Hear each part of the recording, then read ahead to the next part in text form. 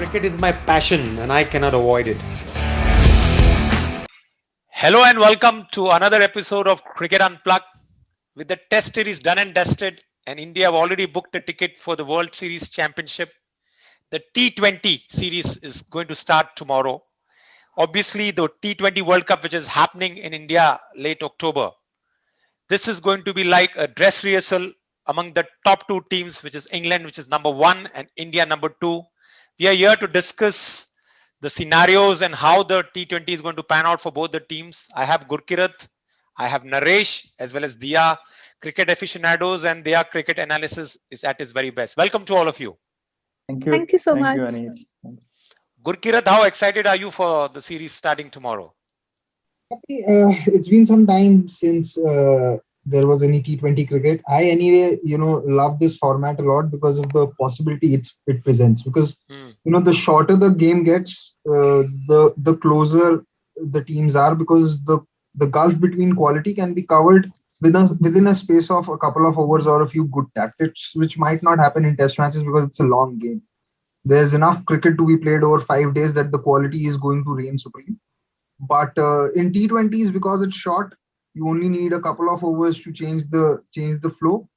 Quality can be compensated for, and that is why I love this format a lot. Because just by being smart, you can overcome all kinds of hurdles in this format, and we have seen that with Chennai Super Kings under MS Dhoni. The 2018 season is a prime example of that. There were so many limitations that the squad had. Everyone was saying that they are too old, they don't have a power hitter, and those concerns were genuine. But just the way they worked around it, and how they sort of moved around every obstacle that was there, it showcases why it's such a great format. All right. Naresh, let me just straight put you into a spot. Which team is the favorite for this T20 series?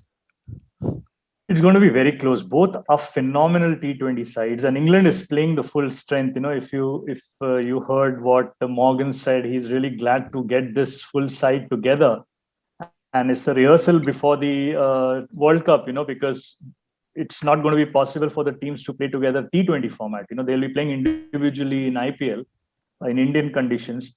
So it's a very tough one. But obviously, as an Indian fan, I would like to see India take this series, but it's going to be very, very close. And I think it's going to be a 3-2 in India's favor. Okay. Dia, Naresh says it's going to be 3-2 in India's favor, but with this Indian side where England is at its full strength and India, we are not sure whether it is at its full strength. What do you say?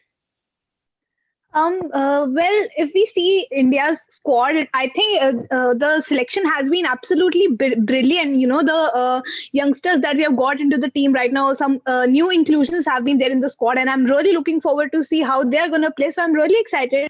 And if I talk about England, there is no rotation policy that's not now going to happen. So no player is there to miss out on. So there is no excuse related to that. So I think, yeah, England is a great T20I side, and rather than focusing on this series, I just want to look at the larger picture, and that is the World Cup that's going to happen.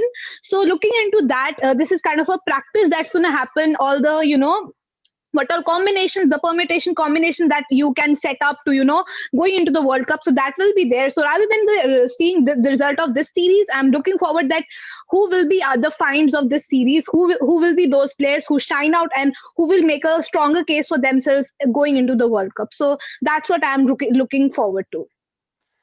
Gurkirat, as Dia mentioned, this is going to be a series where India are going to look out for players who might be considered for the World Cup.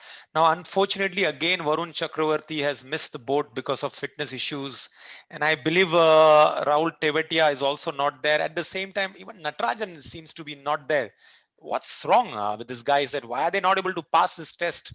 I'm not sure because we haven't received any official communication from the NCA or the BCCI yet. But I've always maintained that, fitness for different formats have to be judged differently. For a test match, you need a lot more endurance. I think in T20, what you need is a lot more power hitting and a muscle power, which is required. And as far as Varun Chakravarti is concerned, I think, KKR did a very fine job in sort of hiding him on the field. He never anyway looked like the best of athletes, if you looked at him. And with Rahul Tewatia, I am surprised that, he's not cleared the fitness test because He was constantly fielding at the boundary for Rajasthan Royals, would bowl the 4 overs, bat also. So that's a surprise. And with T Natarajan, I don't know, maybe could be a freak injury that he has picked up, because there's also been a theory that I've read that because there was not a lot of cricket, because due to the lockdown, a lot of the muscles that players usually use, say for a fast bowler, it is their lower back and the hamstrings. Since they weren't used that much, once they started using them again, they probably couldn't take that stress, or the workload that they have to take, and maybe a few injuries have been a result of that. But we will only get to know more, once an official word comes out. And this reminds me of the discussion we had after the second test, that BCCI really needs to have an injury management committee that sort of looks into each and every player's injury and keeps updating it, because speculations don't help anyone. They don't help the player, they don't help the fans, and apart from that, they create conspiracy theories which can be detrimental to any player's confidence or even his place in the side later on. Naresh, I'm not sure whether I'm going in the right direction. Is it India trying to hide this young mystery spinner from England, even though he's going to play the IPL for KKR and where a lot of English players are there? No, I don't think so. He was part of the Australian squad also when it was initially announced, and then again the injury scare kept him out. The earlier, the better it is. Like as Dia said, this is a test of what is going to be your final, at least readiness for the World Cup. I think it's an opportunity missed when it comes to Varun Chakravarti. But yeah, it's just a mystery. Natarajan, especially, he played so much of cricket in Australia, and was he carrying an injury then? It doesn't seem so. It's probably something after he has returned back. That could be a little bit of a concern because he adds to the variation of seam bowling. He's the only left-arm seamer in the side. He's done better than Khalil to make it to the Indian team. So that's the only concern India could see from the variation perspective. But yes, as Gurkirat also mentioned, injury management is a concern. But at the positive side, the kind of bench strength we are having, we saw that in Australia. It's not a situation we are in where we would miss anyone. But coming back on Varun Chakravarti, we would like to see him as soon as possible play for India if he's part of the probables here. Dia, Naresh says we have a solid bench strength. And we proved it in the test matches. We probably proved it in the T20 against Australia. But mind you, this is England. They are having a full squad and they are the number one team. And the way they play this brand of cricket, I probably remember they've lost only one series, that too also to India when they came last time. I think they won everything apart from that, or probably drawn. So is India ready for the challenge, or India is going to just test and trial like England did in the test matches and then say, KR, we were rotating our players? I don't think that can be the case, because right now, if I see the entire squad, one of the biggest strengths that lies is in our number 5 and 6, the finishers that we have got in the name of Rishabh Pant and Hardik Pandya. I'm really, excited to see, because I think these two are the ones in the entire playing 11 that actually can turn the entire game around in our favor.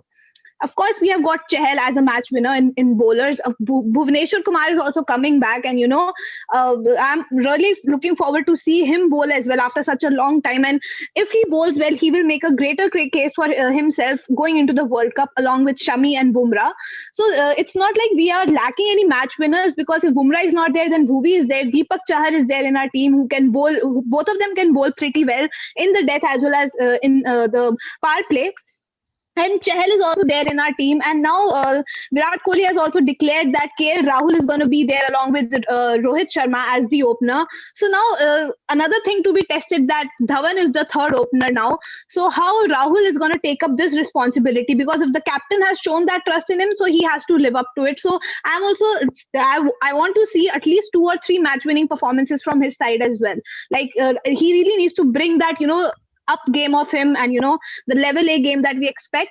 And a lot of things have to be seen in this series. And of course the number 4 spot is also there, the conundrum that has been happening around it, whether it's going to be Iyer or Surya Kumar Yadav. Of course I will be rooting for Surya Kumar Yadav. So yeah, a lot of things are to be seen, but I don't think we lack that quality that will not make us win the matches. I think it's the situation, it's the captaincy, it's the team effort that will contribute in the end towards the win. And I think the entire playing 11 should put their 100% to make us win the match, and that will definitely happen.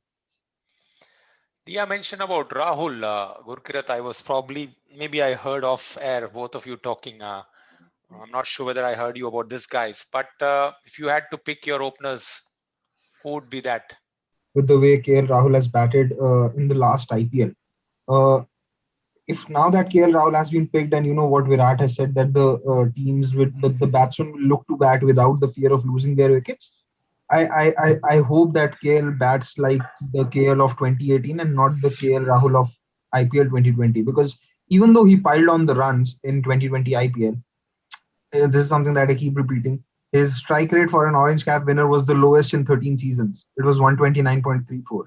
And I personally don't think that any team can afford an opener that bats at less than 8 runs per over, which is at a strike rate of 133. So now that KL has been backed, I think it's the right call considering the skill set that KL provides. Shikhar Dhawan might feel a little hard done by, considering how much he's improved over the last 2 seasons.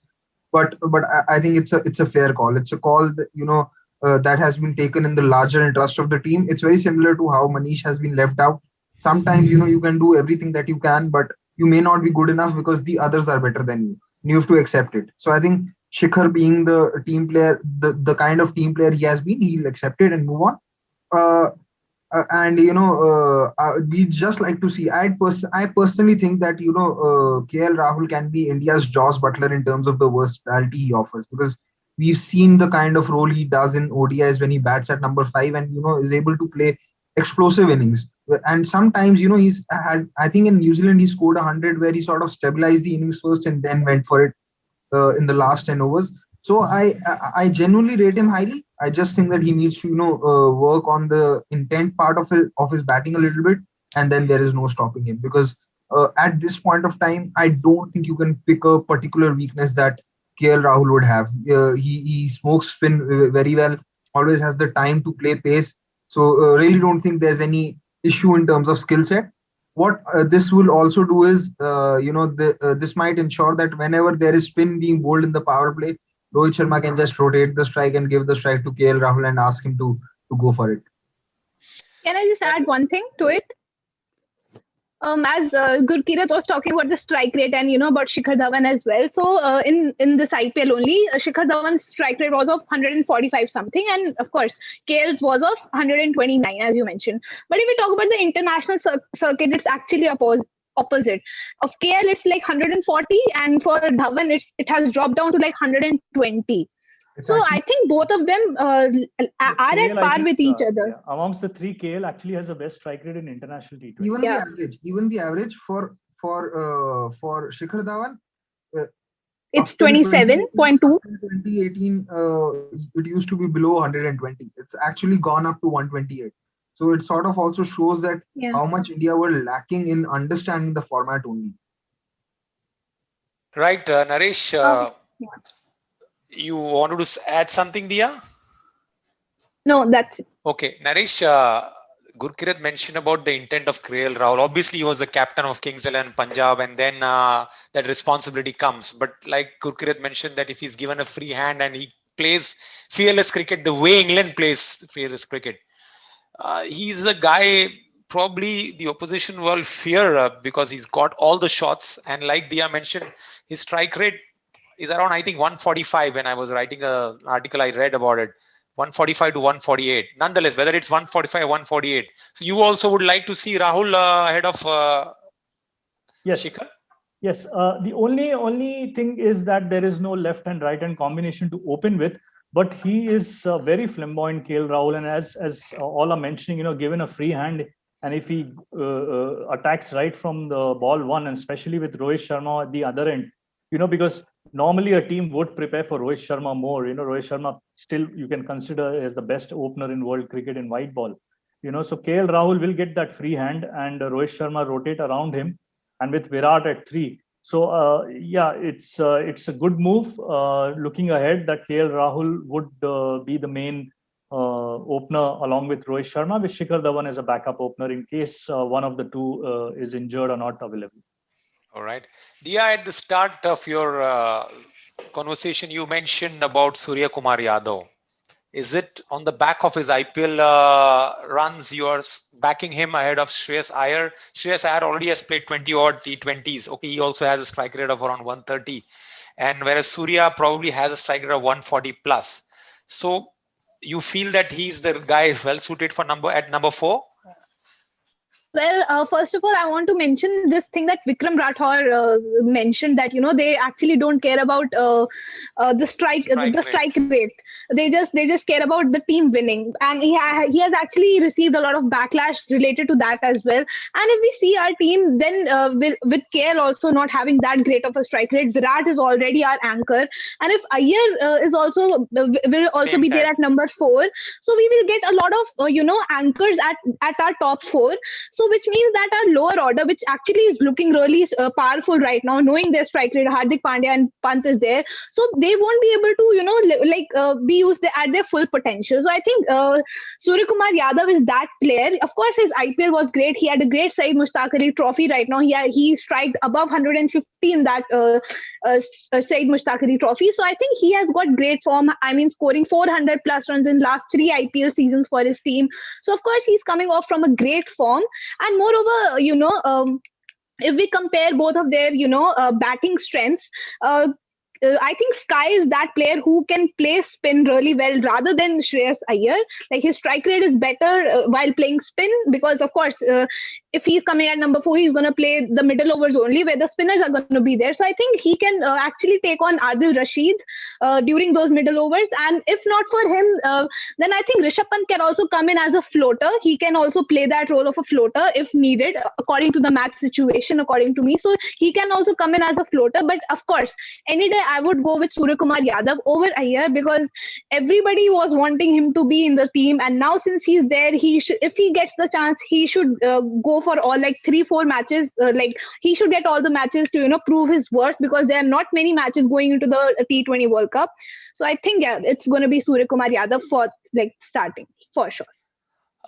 Dia mentioned there are not too many matches. I presume with this 5-match series, then India go to Sri Lanka, Zimbabwe, and there might be an B team sent for Asia Cup. So we have around 12 to 15 matches. Gurkirat, you want to see Surya Kumar given the full chance to show his talent, and of course the IPL is there.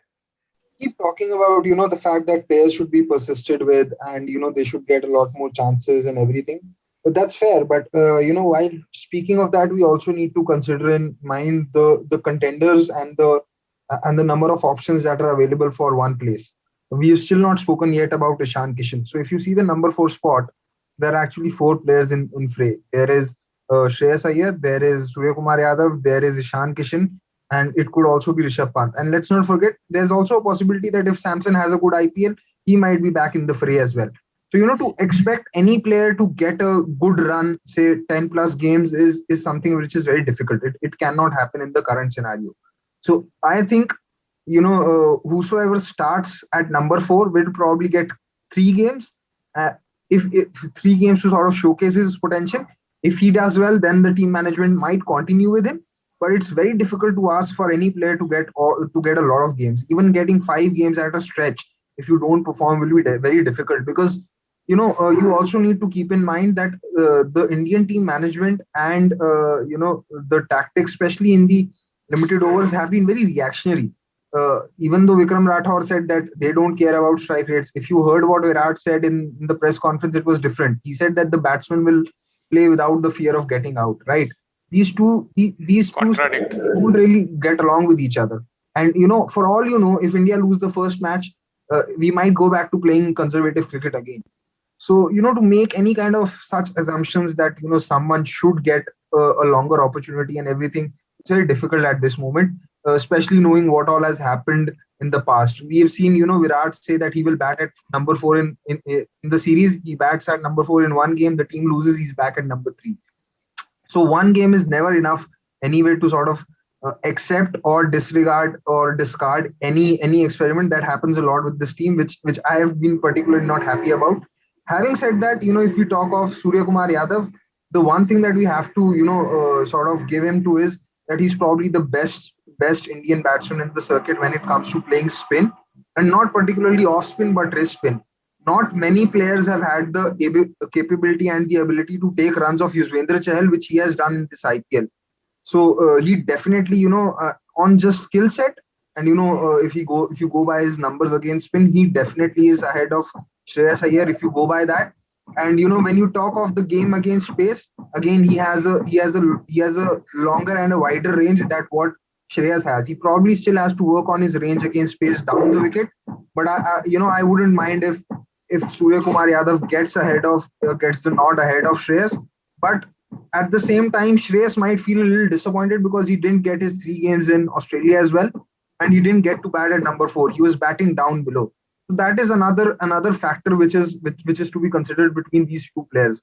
Surya is a little more adaptable, but with Shreyas, batting below 4 becomes very difficult. And if the team has gotten a good start, say they've lost 2 wickets only till the 12th over, then someone like him becomes very redundant because he takes his time to get in. So, keeping all these factors, I won't be surprised if India start with Surya Kumar Yadav over Shreyas Iyer, because he's also an anchor player. You cannot have more than one anchor in a T20 side anyway, I think. Naresh, my reason to ask Dia and Gurkirat this question about a long rope, because as I said, we might have 12 to 15 games before the T20 World Cup, because India had the same concerns for the number 4 when we were playing the ICC 50 overs World Cup. Then we had the likes of Raidu, then who was said yes to be playing, and then he was at the last moment dropped. Then we picked up Vijay Shankar, and then he got injured, and then I think Pant replaced him. I'm not sure who replaced him. Nonetheless, my point is to give that player that enough chance. We all know they have all shown skills against the best of players, whether it is Iyer, whether it is Surya Kumar, or whether it is Ishan Kishan in the IPL. Now, when it comes to international cricket, it's a different ball game. But sometimes you need to take a call and back that player. Do you agree that, or you feel the same as Gurkirat says, that you need to give 3 chance or 5 chance maximum? There should be a certain opportunities definitely given, but the situation current, the level is so competitive. If you go to 2019, to be honest, I have been always in favor of Surya Kumar being part of 2019 squad at number 4. So he's already 2 years late. And the reason Rishabh Pant made it at number 4 was because Shikhar Dhawan got injured and KL had to open in 2019. But yeah, now I think the opportunity of Rishabh Pant coming back at number 4, considering Shikhar Dhawan is not part of the squad as a first choice opener. So that would happen because you need a left-hander. And then it will be a floater between either Shreyas or Surya. But they need to be given enough opportunity. But I think it is now an accepted fact that whatever opportunity you get, whatever number of games, you need to go out and prove, because that's how strong the bench strength is. This entire outlook of selection has changed purely because of the talent available. You actually have a one-to-one man replacement happening, and that's where you won't miss. You don't have Jadeja, Shami, and Bumrah in this squad. They would definitely walk in when available, but can they really walk in? We don't know. So what Akshar did is he's made Jadeja's selection tough for Test cricket. So that's the reality of Indian cricket today, and I think this is what the efforts have been made in the last 2 decades, when you consider even IPL coming in, was for building this kind of international talent. And that's why very openly we have gone and said that we'll send a team for World Test Championship, and when we'll send a separate team for Asia Cup, because India is so confident to win both. So I think it's changing times for Indian cricket. The jumbo squads have helped have this bench strength available. About 18 to 19 travel together and all get an opportunity even. And that is where the fitness or injury management comes in. There were times when we were playing a 70 or an 80% fit player. Now he can really wait to get 100%, and that's why our fitness tests have become more and more stringent. So yeah, I think it's changing times in Indian cricket. Yeah, I know. I'm again talking about Surya, and maybe making our chat a bit longer. But my only worry again comes to the fact is that we spoke about Sanju Samson. He was given chance in Australia and unfortunately he couldn't deliver, and now he's not in the squad, even though he's become the captain of RR. Uh, the fact remains is that Surya has done well in the last few years for IPL. Now, there might be definitely pressures, a little bit of jitters playing your international game. And you can't expect somebody just to go and have a walk in the park in an international game, and that too against England. And if he doesn't show, probably score runs, so you think it would be fair just to show him the door, or probably to continue with him? Well, that has been the issue so many times. If we talk about the 2019 World Cup as well, we persisted apparently with Raidu. Then out of the blue, Vijay Shankar came into the picture for him being a 3D player, as they say. So we are never sure of the selectors, what's there in their mind, like what they are actually up to. And we as Indian cricket fans also tend to put pressure on the players. Exactly what we did with Rishabh Pant. Now, though he's in like a purple patch in the form of his life, but before that in 2019 especially, he had a lot of pressure. So I think Surya Kumar Yadav will be also carrying that pressure, because everybody really wanted him to be in the team. Everybody, when he was not selected in the Australian squad against Australia, everyone was like, he should be there. Why was not he?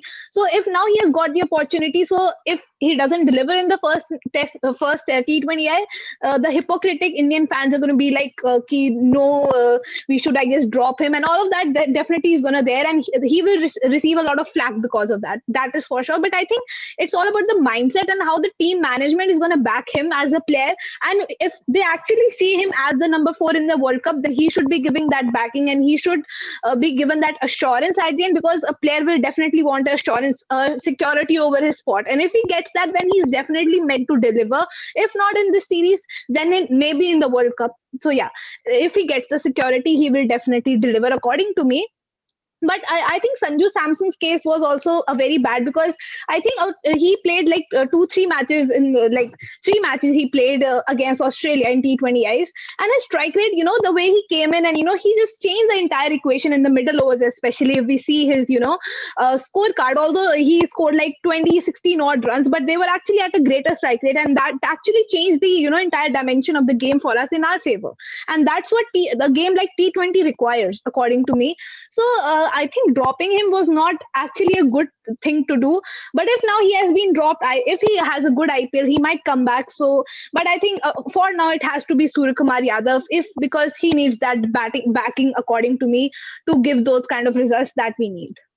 Both Gurkirat and Naresh want to speak about this. I guess this conversation of Surya Kumar Yadav, I think usne bhi itna nahi baatein kari hogi, yeah, the other experts, but I'm enjoying this. First, I'll give Gurkirat the chance because he wanted to say something. Yeah. One thing is that, fans will always be reactionary. Fans will always be reactionary because they only see the result. They are also, devoid of the information that goes into the process. So just because fans are reactionary, it shouldn't mean that the team management, the captain, and the selector should be reactionary, because they should be seeing a lot more cricket than what fans see. Fans also don't get access to domestic cricket. They are not able to see all of that. So I think when it comes to the team management and selectors, they have to decide which player has the skill set. Sometimes while building a T20 side, you also need to sort of, not probably see, you can have another number 3 who's very good as but may not be Virat's level. So it doesn't mean you'll have that player only just because he's good. You also have to pick players for certain roles which actually sort of fill the plugs or holes that are there in the team. So the team also has to decide what kind of number 4 are they looking for. Are they looking for a number 4 who can bash spin, or are they looking for a number 4 who can take on pace? Because what has happened of late is even Virat has not been so great against playing spin bowling, and we saw that in the IPL. We saw that in the Australia T20s as well. So team will have to plan according to that. And coming to what happened with Sanju Samson, I completely agree with Dia that it was unfair, because he was asked to go and hit out from ball 1. When you are asking a player to do that, it is impossible to expect consistency, because it is a very volatile role. In the first two T20s, I thought he did well to change the momentum. In the third one, he didn't. He couldn't do it, and the move backfired. And the similar thing can happen to anyone who's going to play in that number 4 role. Also, I don't think there has been any number 4 in T20I format except for AB de Villiers, who's been consistent at doing what he can do. Because, like I said, there is such volatility in the role. Sometimes you're coming to bat in the power play. Sometimes you're coming to bat after the 12th or 13th over. So not everyone has that range anyway. So this talk of who should be the number 4 or who should be the number 5 should be more towards identifying who has the skill set, because T20 is not a positional game, it is a situational game. Just because you have someone who has to bat at number 6 on paper doesn't mean he should be going out to bat at number 6 only. Say if your second wicket is going down in the 14th over and you have Hardik Pandya and Rishabh Pant in the reserves, you don't send a Surya Kumar Yadav or a Manish Pandey or a Shreyas Iyer to bat ahead of them anyway. So these are the few things I think which I'd like to see from the Indian management as to how flexible they are in certain situations. And that is why this series is very important. I don't think that even after this series they'll be able to sort of say, okay, this is our final 15 or final 16 for the World T20, because there is IPL also. Some players could actually do well and take forward their form. There will also be some few more T20Is after the IPL where you might see some more experimenting. But but largely what I'd like to see from the team is that how they are approaching their batting plans. The bowling sort of looks after it itself, because you have an experienced campaigner in Yuzvendra Chahal, you have Washington Sundar who can bowl in the power play. Bhuvneshwar is coming back. I am very, very excited to see Bhuvneshwar and Navdeep Saini. Navdeep Saini is sort of got off the radar because of how he did in Australia, but let's not forget he had a brilliant first half of the IPL. Not many bowlers can be in a bowl out with Jasprit Bumrah and come out on top. He bowled a 7-run super over to Hardik Pandya and Karen Pollard. How many bowlers can say that they can do it? So that is what I'm more interested to see in this series, more than the results. I actually want to see what is the process and the method that the team is approaching, more rather than the results, because we have seen in the past we've had a fixed template that has given us results in the bilateral series, but come the World T20s or the ICC tournaments, and we have sort of floundered and not done in the knockout stages. We need to prepare for those knockout stages and identify where we were falling short. And if we keep doing that, I'm okay even if the series doesn't go our way, as long as the process is right. Naresh, you wanted to say something? No, I just wanted to add on Sanju Samson. We have to give weightage to IPL because the format is the same when it comes to the T20 international. And we honestly play more IPL games, 14 in a calendar year, than an international T20 or 4. We don't play 14 in a calendar year most of the time. So I think what has caused the downfall of Sanju Samson has been his inconsistency even while playing for Rajasthan Royals. And that is where definitely a Surya Kumar and an Ishan Kishan, because especially Ishan Kishan, he was not part of starting 11 in the last IPL for Mumbai. He came into the 4th game, and in the first game he scored that 99 against RCB when chasing 200 and tied the game. Yes, they lost in super over, but from then on he was consistent. And with Rohit getting injured in the last couple of games, he even opened and did well. So I think what Gurkrit says, the situations and the flexibility of where you can play in a T20 game, I think that is where Sanju Samson was a bit behind. But yes, he'll have his opportunity come in the future for sure. All right. Now let's move on to the bowling. I guess the number 5 and number 6 has been sorted with Rishabh Pant as well as with Hardik Pandya. Dia, your number 7, the local lad? Mine. Akshar Patel definitely makes a stronger case, but according to me, he hardly has taken. If we look at his batting, definitely, it's not that great. In IPL, he has done great with the bat, but not that great with the ball. But he's coming off from a great form from the Test series. But the T20I format is very different. But what I have found out is that David Malan, who can be one of the greatest threats to us apparently in this series, he has this weakness against left arm spin bowlers. So if that is the case, then maybe we can bring in Akshar Patel to counter, to maybe counter attack the kind of brand of cricket that David Malan is going to bring in. But again, I think we have got Washington Sundar in our squad as well, and knowing that Owen Morgan is also there, and his only weakness can be against off spin only, because he's that kind of a player who doesn't fear pace, who doesn't fear the leggies or the left arm spinners. His only, like that too, from a very larger side, it can it can only be the off spinner, and that is Washington Sundar, and the kind of bowling that he does, because in the power play especially. So I think I will definitely be rooting for Washington Sundar, and knowing that Chahal and Washington Sundar do a great job for RCB in IPL, so they have that thing with each other. So I think that can also contribute in us, as the spin bowling department can do a great job with them.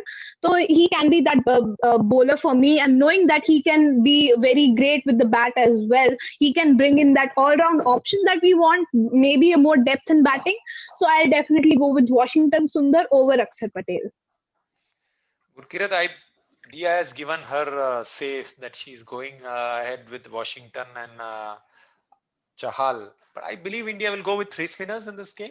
The 3 spinners thing will depend, on how much can Hardik Pandya bowl. If Hardik is bowling, then I don't think India will go in with the 3rd spinner. But if he's not bowling, then India might go for it. But if even if I have to pick 2 spinners, my 2 spinners will be Yuzvendra Chahal and Washington Sundar, because Washington Sundar is brilliant with the ball when it comes to bowling in the power play. Another thing we have seen, why RCB had thought that Washington Sundar can be promoted, as they did in one IPL game, against KXIP. At that time, it didn't work, and they got a lot of flack for it. But I still felt that it was the right move. This series is also an opportunity for India to test how good can Washington Sundar be, the batsman, because they have Adil Rashid, who's going to be bowling in the middle overs. And if you only have 2 right-handers stuck somewhere, and they're getting stuck against Adil Rashid, and if a wicket falls, he can be sent as a pinch hitter to sort of take him down. And we have seen, in Gabba and in this Test series that has gone by, that Washington Sundar is a very able batsman.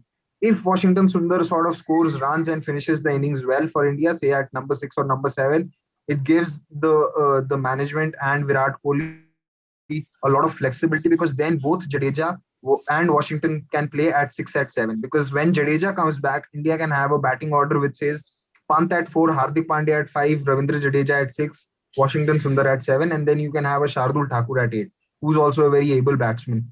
So not only that, it gives India an option of playing 3 spinners and 3 pacers, and Hardik Pandya can be your 4th pacer. So you have plethora of bowling options in the case, or in the situation where 2 of your bowlers are going for runs and are lacking all sorts of control. So how Washington Sundar as the batsman goes in this series will be very, very important in the long run. And I'm sure somewhere Virat is going to try it out, because he also has to figure out what is going to be his RCB playing 11. So I'm sure Washington Sundar, the batsman, will get some chances in this series too, somewhere down the line. I only hope Virat doesn't think like RCB and captains this Indian squad. For goodness sake, I really hope and pray. No, but God don't speak for him. But see, that is the thing. He's never had. I've always felt that RCB have never had the right squad. And the last IPL, I genuinely thought it was not Virat, the captain, who let them down. It was Virat, the batsman, who let the team down. Gurkirat, we'll have this discussion about RCB some other day. You know what? As much as I would love to go on about Virat and RCB, but now let's move to the other point with Naresh. Both Gurkirat and Dia has given me the green signal for Washington and Chahal. I want to ask you, and I want a very honest answer. India's priority will be to win the series or to test out players. So won't they go with the inform Akshar Patel, that also playing in that home conditions? And I believe India will dish out spinning tracks, no matter due or no due. No, I don't think so. We need to look at how we did even in Australia in the T20 series. Between that series and this upcoming series, there were only 8 test matches. So we would like to have that continuity. So Washington Sundar and Chahal definitely to start with. There is a reason behind it. There are potential 5 left-handers we would be bowling to. Malan, Morgan, Stokes, Moeen Ali, and Sam Curran. So Washington Sundar has always, done well as a bowler in power play. So I think that strategy would continue. I don't think Aksar has been tried in the power play, or rather last few games we saw Delhi trying him against Chennai, but I don't think he has done that. But we may see him later in the series. But to start with tomorrow, it's definitely Sundar and Chahal. And Deepak Chahar comes in. Obviously, he bowled even in Australia. He started off. Natarajan if fit, and Bhuvi comes in. So more or less, a bowling lineup will be similar to what we did in Australia. Expecting Hardik Pandya definitely now to bowl, because we were always short of the sixth bowler, and that limitation came in. Shardul Thakur also, I feel, maybe a little later in the series. But if Natarajan is not fit, Thakur comes in. I feel he comes in before Saini if Natarajan is not fit. Yeah, do you pick Shardul or Saini? Actually, I'm going with Deepak Chahar and Bhuvaneshwar Kumar, two fast bowlers, not Shardul Thakur or like T Natarajan. I guess he's not even playing. Like he might not So get to if you play. pick two fast bowlers, which is you said Shardul and Bhuvi. I said Deepak Chahar and Bhuvi. So Deepak and Bhuvi plus your two spinners 4 plus Pandya bowls, then 5. Then who's your sixth bowler? Yeah. Okay, so there is one more left. Okay, there is one more. Then I'll go with Shardul Thakur, knowing he can give that extra batting depth that we might need in the team. And yeah, it will be Shardul Thakur. And yeah, I guess he had a decent Vijay Hazare Trophy and a Syed Mushtaq Ali Trophy, so I would go with him as my third pacer. Anyway, so let me lock the sides. Gurkirat, your squad quickly tomorrow. Playing 11. Yeah. Rohit Rahul to open. Virat at 3. Surya Kumar Yadav at 4. Pant at 5. Hardik 6. Washington 7. Shardul Thakur 8. Then the last 3 bowlers would be Bhuvi, Chahal, and Saini. If Hardik is bowling, then I'd also entertain the thought of leaving out Sky and playing Akshar, because I feel that the more bowling options you have, the better it can be. So it all that could be the only change. Hardik is bowling. If Hardik is bowling, then I'd have 2 overs. Then I'd have Pant at 4, Hardik 5, Sundar 6, 7 Akshar and 8 Shardul, and then again the 3 bowlers Chahal, Saini, and Bhuvi.